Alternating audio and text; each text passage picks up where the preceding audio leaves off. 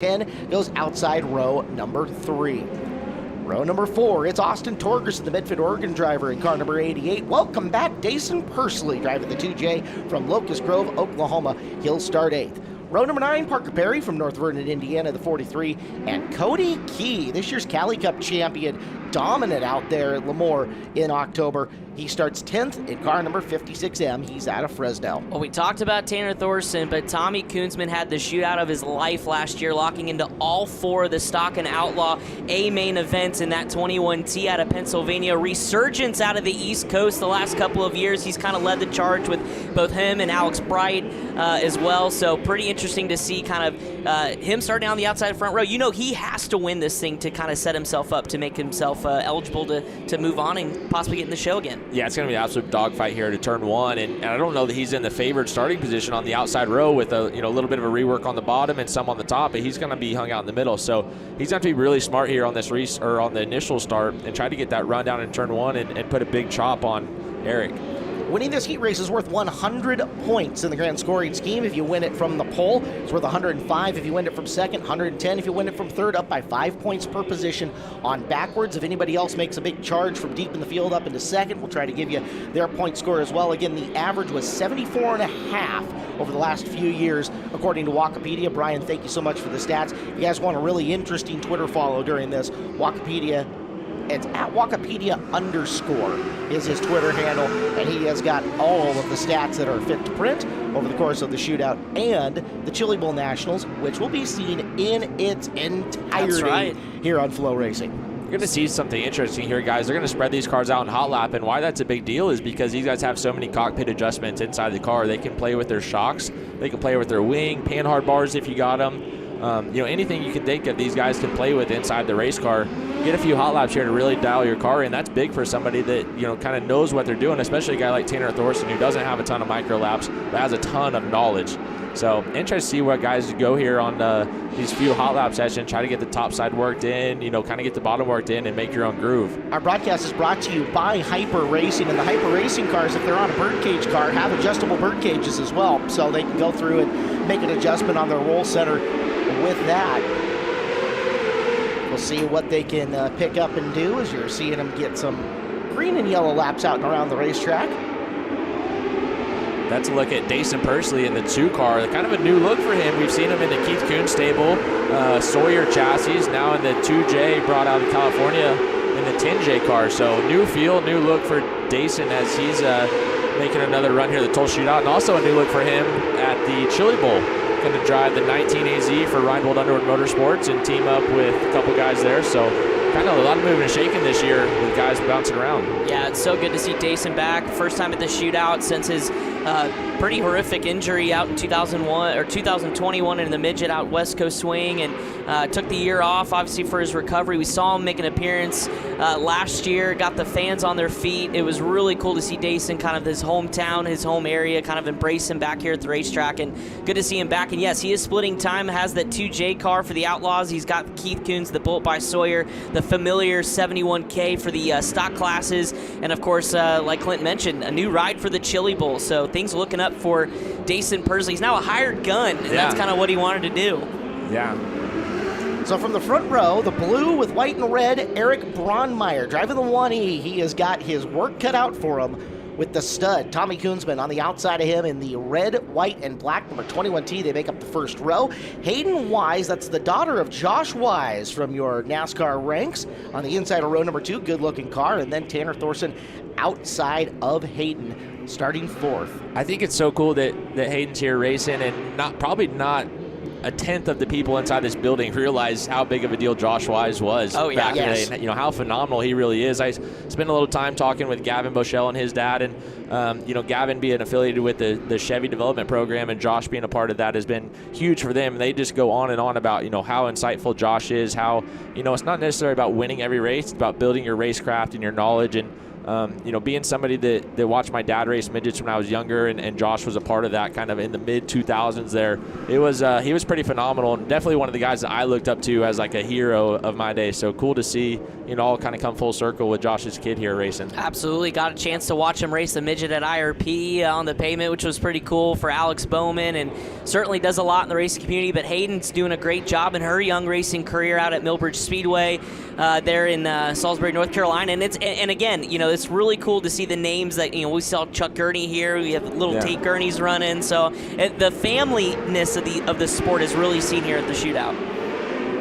Looks like we're going to get them lined up here. Not to get too off topic, but how about Chuck Gurney getting in a midget too at IRP, and those guys just jumping in and basically almost kicking butt against guys that do it all the time. And pretty unfathomable, like how hard that actually is to do for those guys to be out for years and years and years and jump back in. And now to see their kids get to be here and create their own name and their own legacy is pretty special. And that's what kind of the shootout's all about, is the next generation mixed in with the guys that are proven, and really gives you a chance to step up on this big stage and show you what you're made of. And we've seen a lot of guys make big moves and impressions here at the Tulsa Shootout. We're going to make some stars coming up this weekend, the first of what could be, over 300 individual events starting here tonight as the lights are out around the racetrack. Guys, Tulsa time. Here we go. First heat race of the Tulsa Shootout. The 38th annual. From the inside, Braunmeyer. From the outside, Kunzman. And out of corner number 4, green flag, we're underway.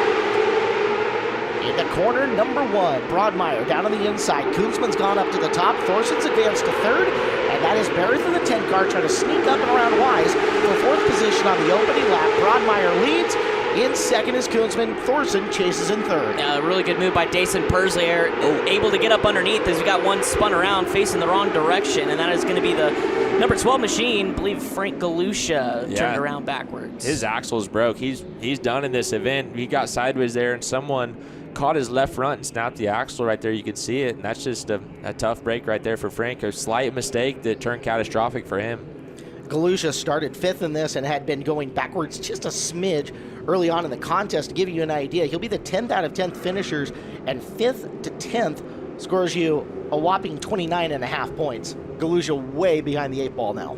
But Dason Persley's not 8th to 4th already in a couple of circuits around this racetrack. So was able to capitalize. Hayden Wise kind of missed the bottom a little bit, kind of opened the door 3 wide for a bit, and Dason was able to sneak on through. But man, what a tough break for Frank Galusha, 4-time A-main starter.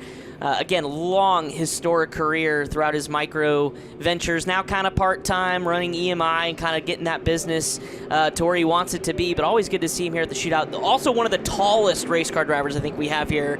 Every year I stand next to him and I feel like it gets shorter and shorter.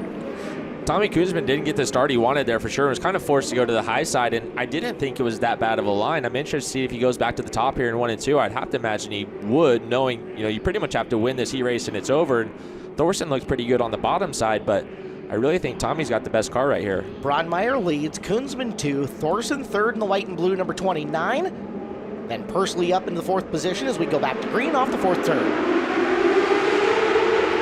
Watch and see how Kunzman attacks Braunmeyer. He'll go to the bottom of 1 and 2. Braunmeyer maintaining a car length or 2 advantage as they go into corner number 3. Both cars at the bottom of the racetrack as Persley going up top on Thorson in the race for 3rd. Persley way up top. It's Wise coming back after Persley looking for 4th. No movement amongst your top 5 on that restart. Cody Key has come from 10th to 6th, and Key is closing in on Wise in the bottom of the racetrack. Yeah, Key has a really good exit, especially off of turn 2 down the back straightaway. He gets right up to the back bumper of Hayden Wise. So Wise misses the bottom there, opens the door for Key. Key's going to sneak on through. So Cody Key's on the move here as the laps continue to wind down. 10-5 for Key in a racetrack with a lot of speed. There's Torgerson putting the left front down on the inside berm, can't make the pass. He's after 6 now from Wise as Key's going to go up another spot on Dason Persley. Guys, Cody Key came from California with a lot of momentum at the end of the year, and he is 10th up to 4th in the opening heat. Yeah, I'm surprised Dayson kept on the top, started to lose ground to your top two, but opened the door for Cody Keys. So here's the battle for the lead as Broadmeyer again continues to lead here on the white flag lap, coming to the checkered flag, and it's going to be Eric Broadmeyer from the pole taking home heat race number 1. Tommy Koonsman finishing in second. Tanner Thorson rounds out your top 3. But again, the big story in heat race number 1, Cody Key from 10th inside the top 5 to, I believe, the 4th position. 100 points for Broadmeyer on that one. Koonsman, second to second run is worth 93. 4th to 3rd for Thorsman is worth 91. And 10th to 4th, 109 points. Your top point scorer in that heat race was Cody Key after starting dead last. Second heat race rolls down onto the raceway as you get a look at the Evo fuel injection ramp cam. Take a little pause down at the bottom of the track as they clear the final cars for them. We'll get a chance to introduce some of our other broadcast compatriots in just a little bit here on our FloRacing broadcast. Here's the lineup for heat race number 2. It's James Rosselli on the pole. He's out of Broadheadville, Pennsylvania. Next to him, Braden Chiaramonte from California. Row number 2 is Mason Crabtree. And next to him, Russ Dysinger in the 39. Frank Flood, 618-time A feature winner on the inside of row 3. And next to him in the Farrell Frameworks house car, it's KTJ Kevin Thomas Jr. Delaney Jost, the 25J. Brendan Wisely, the 7W. Jimmy Wells, the 951. And on the fence, Kyle Spence, a Golden Driller winner, starts 10th here in this second heat race for the Winged Outlaw division at the Tulsa Shootout. A loaded heat number 2 as well. Guys, big names mid-pack and on back, and we should see a fun one. Yeah, I think Kyle Spence may have paid attention to what Cody Key just did in heat race number 1, starting in that same spot outside of the final row. So has nowhere to go but up, and we've seen Kyle Spence put on a show here at the Shootout, a 2-time Driller winner, looking for 3 here in 2023's edition, as they'll get lined up down the main straightaway. So, but obviously Kevin Thomas Jr., career best 6 finish in the A main last year for that Farrell Frameworks team. So he's back looking for a little bit more in that 51. And would have been happier if the wing slider hadn't malfunctioned. He had no ability to get his wing back in the trunk as the race went on. Second heat race on deck. Once again, James Rosselli, your pole sitter. Braden Chiaramonte on the outside. Russ Dysinger, the Hoosier. We've seen him make some big shows here at the Shootout. He starts outside of row number 2 in the 4th spot. That's Mason Crabtree, on the inside. I think we're missing Mason, so Frank Flood's going to go ahead and slot up as there is that 88M of Mason already in the infield, hands on the helmet. Can only imagine the heartbreak. You roll all the way out to the Shootout and have a mechanical failure. So we'll line him up. Frank Flood now slots in that 3rd spot as it's James Rosselli and Braden Chiaramonte on the pole for heat race number 2. Traffic jam on the bottom at turn number 1. However, Flood's going to make his way through up into 3rd already. Flood down to the inside, flirting underneath Russ Dysinger. He's going to take the spot away, keeps the 3rd position. Battle for the lead, side by side off of 2. Your pole sitter, James Rosselli, has company of Braden Chiaramonte. Chiaramonte going to hang out to dry. Still side by side to turn 1. Here comes Frank Flood. Good side-by-side racing up front. Nobody getting the advantage. Contact through the corner gives Chiaramonte the top spot.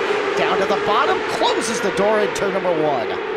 That's so impressive. Chiaramonte made a really big move on the start just to get down into 2nd from the outside row, and drive around him on the outside took a lot of patience and bravery to do that. We'll see if Frank Flood can come up with a combination to get by Rosselli here for the 2nd spot. Tell you what, Kevin Thomas Jr. went backwards now all the way back to the 9th spot, and Kyle Spence only picked up 2, so not a big move from the back as Russ Dysinger up and over the berm, nearly gets into your pole sitter, but he's going to go ahead and dispatch the 98 of Rosselli, so move Russ Dysinger now up to the 3rd spot. Frank Flood trying to chase down Braden Chiaramonte, but Chiaramonte is long gone, nearly a full straightaway ahead of Frank Flood as they come to the white flag. Just a short jaunt left for Braden Chiaramonte, who's going to win this one running away. Way to go for him as he'll win Winged Outlaw Heat Race number 2. And there's your 2nd place finisher, Frank Flood, followed by Russ Dysinger. Your pole sitter, James Rosselli, settles for the 4th spot just ahead. As we'll go upstairs for the first time, welcoming back Connor Wade.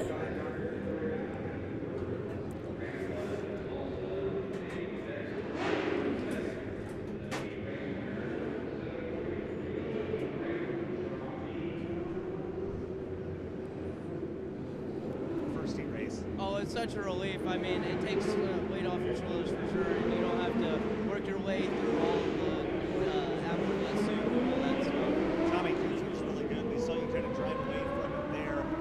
Even with the track conditions, what you have to do to get away from it, you're not allowed to get it to your inside. Yeah, I just had to adapt and just try to hug the bottom as much as possible and just try not to let him get on my inside.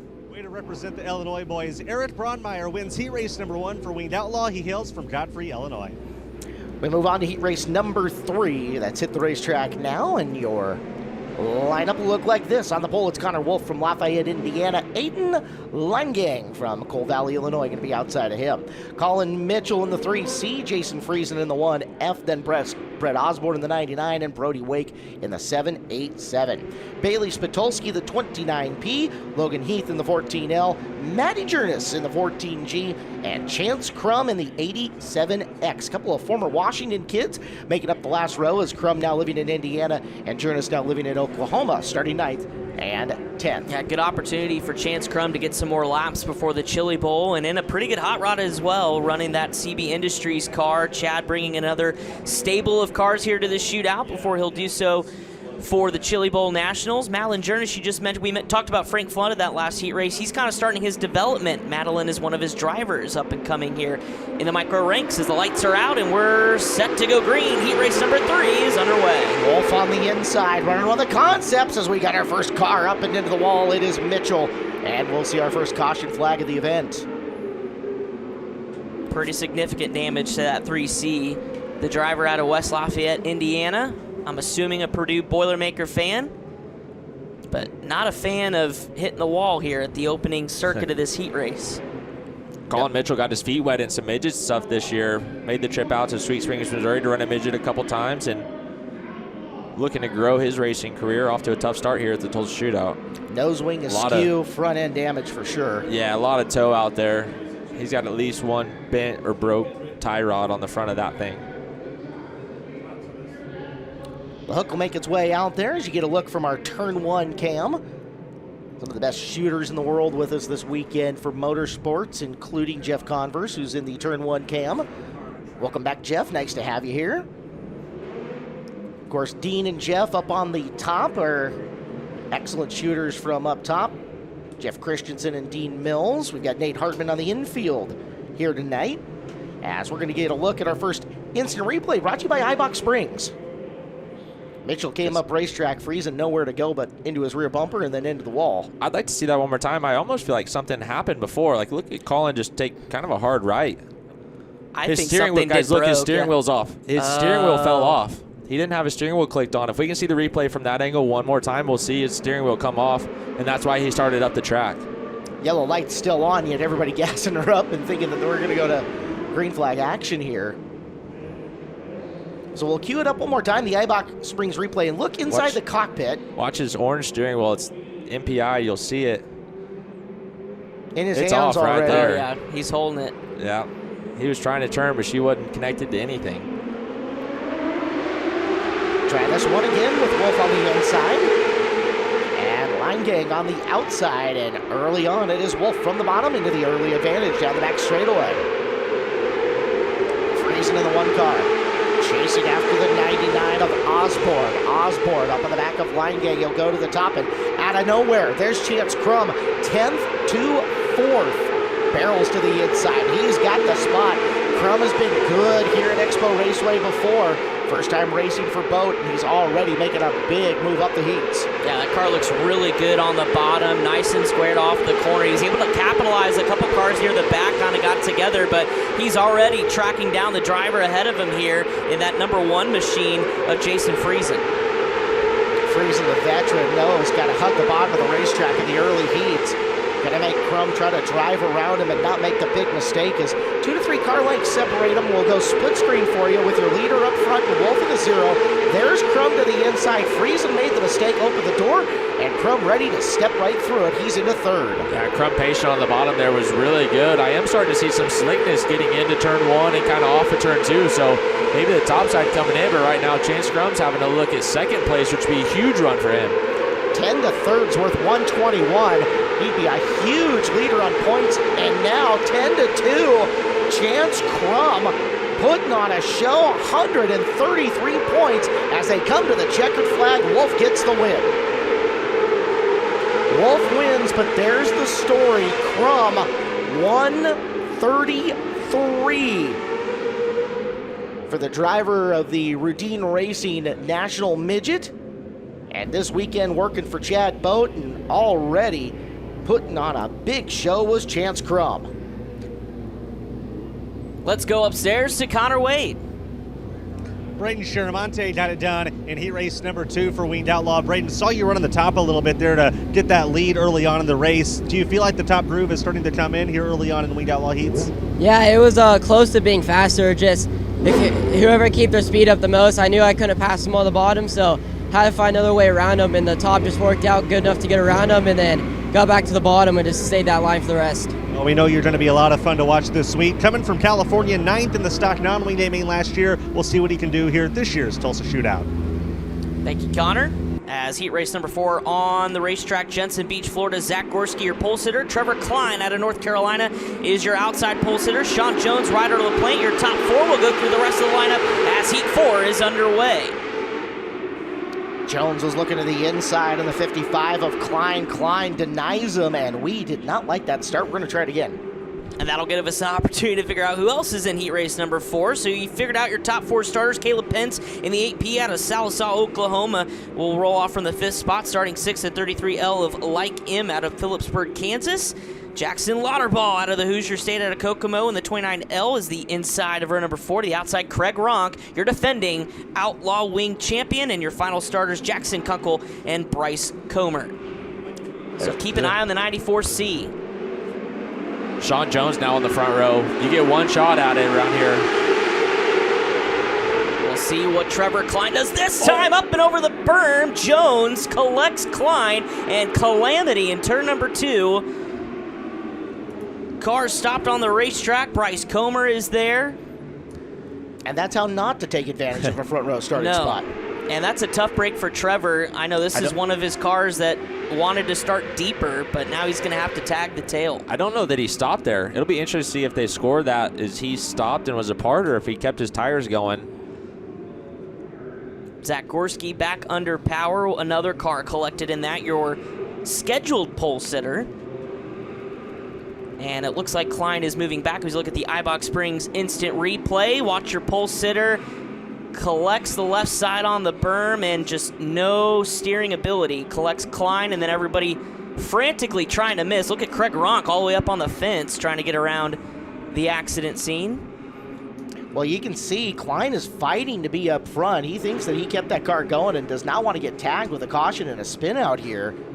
As right now, he's right up next to Ryder LaPlante on the front row, so looks like scoring, at least as of right now, agrees with him.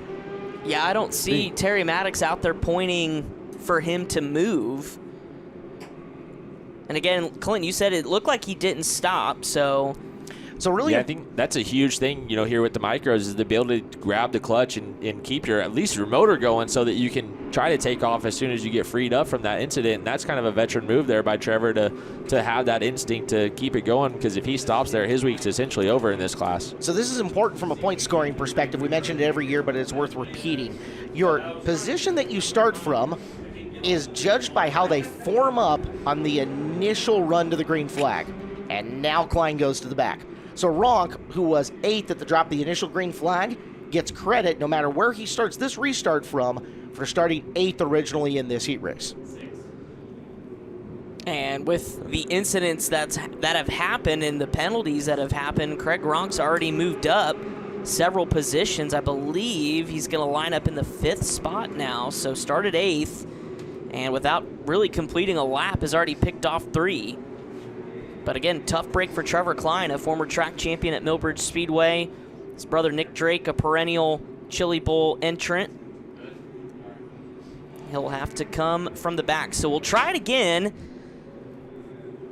as the drivers go down the back straightaway. Haven't quite seen if they've gotten the one to go yet. But again, can't say enough about the speed Craig Ronk has in that machine. If he can keep it clean and get toward the front, I would suspect. Well, it's you got to have luck to go with speed here at the Expo, and he's already picked up 3 free positions. I mean, as serious as that, but there's free points. Jackson Lauterball now outside of row number 2. Father Nate Lauterball, a stalwart in the micro scene out of the Hoosier State. I ran against him when I started racing micros several years ago. As lights are out, so we'll try one more time. Heat race number 4 is green. And quickly out to the point goes the 88 machine of Ryder LaPlante. There's Craig Ronk stuck in the middle. He's gonna go 2 for 1 into turn 3. Gets the power back underneath him, and Craig Ronk on the move already into the 4th spot. And now up to the high side where we saw him make a ton of hay last year. Ronk prowling, coming after Lauterball. Watch him close the advantage as the battle behind them for 4th and 5th gets good. Gorski trying to make his way back up the field in the 07Z. Works to the outside on car number 33 of Lake M.